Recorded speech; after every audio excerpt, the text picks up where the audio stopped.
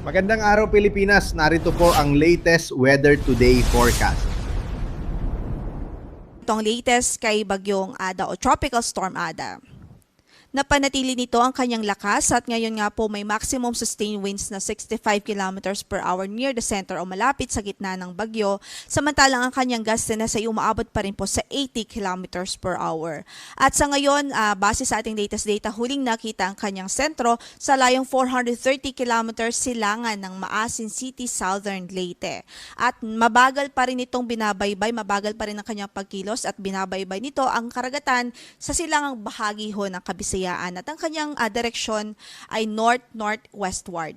Based na rin po sa latest na track na ipinalabas po natin ngayong 5 a.m. bulletin. So makikita nga po natin na sa susunod na 2 hanggang sa 3 araw ay pahilagang kanluran ng kanyang track o pagkilos.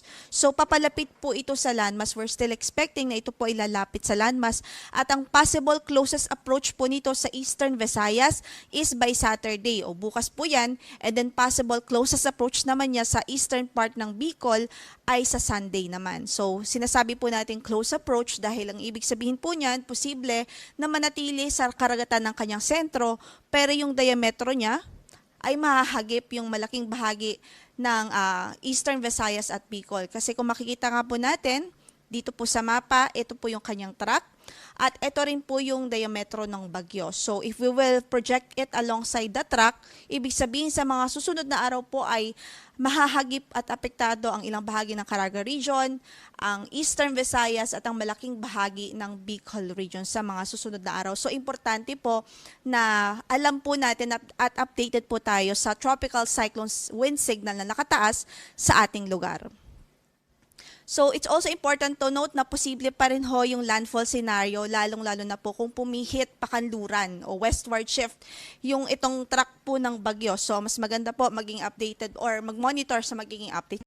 As long as nakapalobang yung lugar dito po sa tinatawag nating cone of uncertainty or cone of probability, ibig sabihin ay pwede pong dumaan mismo ang sentro ng bagyo dyan. Samantala, by Sunday afternoon onwards, ay nakikita naman po natin na magno-northeastward itong bagyo. Ibig sabihin, pipihit pa silangan naman ho, pa northeastward yung kanyang track dahil nakikita po natin posible na sumama po ito sa trough na nasa kanang bahagi ng bansa. Pero dahil eventually ay hindi naman din po ito, kumbaga bibitaw din po ito doon sa trough, so iikot o maglulup po itong bagyo. So far sa ngayon, yan po yung nakikita nating projection. Pero dahil malayo pa po ito, it's still beyond the 5-day forecast period. Ang ibig po sabihin yan ay may mga kinoconsider pa tayong uncertainties. So mataas pa yung uncertainty niya. So ang pinakamainam ay mag-monitor po sa magiging update ng Pag-asa. And rest assured that we will continuously give updates, lalong-lalo na po pag malapit na po ito sa ating landmass.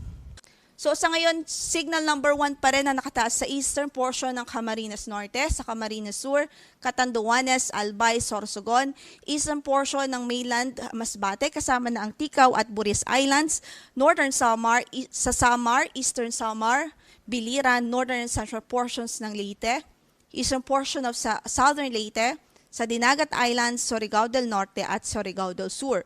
So ito po yung mga lugar kung saan ay makakaranas po ng mga pagulan. Lalong-lalo na po sa araw na ito, mag-start po talaga yung mga malakas din na pagulan sa silangang bahagi ng Kabisayaan, Caraga Region, maging sa ilang bahagi pa po ng Kabikulan. So kasama dyan or kasama doon sa impact ay ang mga pagbugso po ng hangin na pwede pong umabot hanggang sa 61 kilometers per hour na lakas ng hangin. So mag-ingat po dahil delikado at paminsala po yung ganong klaseng hangin o lakas ng hangin.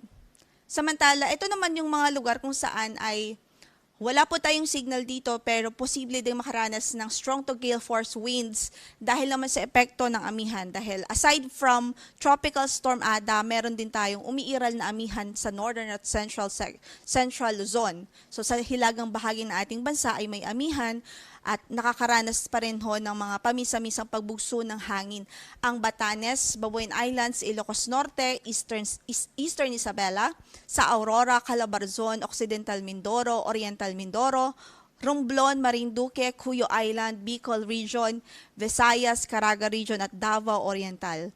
Bukas naman ay pwede pa rin itong maranasan sa Batanes, Babuyan Islands, Ilocos Norte, Northern at Eastern Mainland Cagayan, Eastern Isabela, Aurora, Calabarzon, Occidental Mindoro, Oriental Mindoro, Romblon, Marinduque, Cuyo Island, Bicol Region, sa Visayas at sa Caraga Region. Samantalang sa Saturday or by Saturday, sa Batanes, Babuyan Islands, Northern and Eastern Mainland Cagayan, sa Eastern Isabela, Ilocos Norte, Abra, Aurora, Calabarzon, Oriental Mindoro, Romblon, Marinduque, Bicol Region, Visayas at maging sa Caraga Region.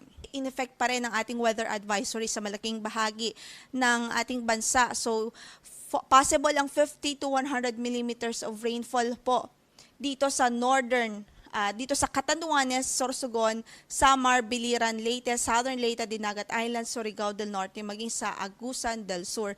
Habang possible din ng 100 to 200 millimeters of rainfall dito sa northern at eastern Samar. So, especially dito sa northern and eastern Samar, ay malalakas na mga pag-ulan na talaga ang ating ina-expect sa araw na ito, dulot ni Tropical Storm Ada. And then, of course, sa Catanduanes din, sa Sorsogon, may 50 to 100 millimeters of rain na tayo for today sa Samar, Biliran, Leyte, and sa natitirang bahagi pa ng Eastern Visayas, maging dito sa Agusan del Norte at Surigao del Sur. So, mga localized flooding ay ina-expect po natin dahil lalong-lalo na po yung mga nasa low-lying areas o mabababang lugar at sa mga lugar kung saan ay malalapit po sa ilog. Kung kaya't iba yung pag-iingat at maging alerto po tayo sa mga posibilidad ho ng pagbaha.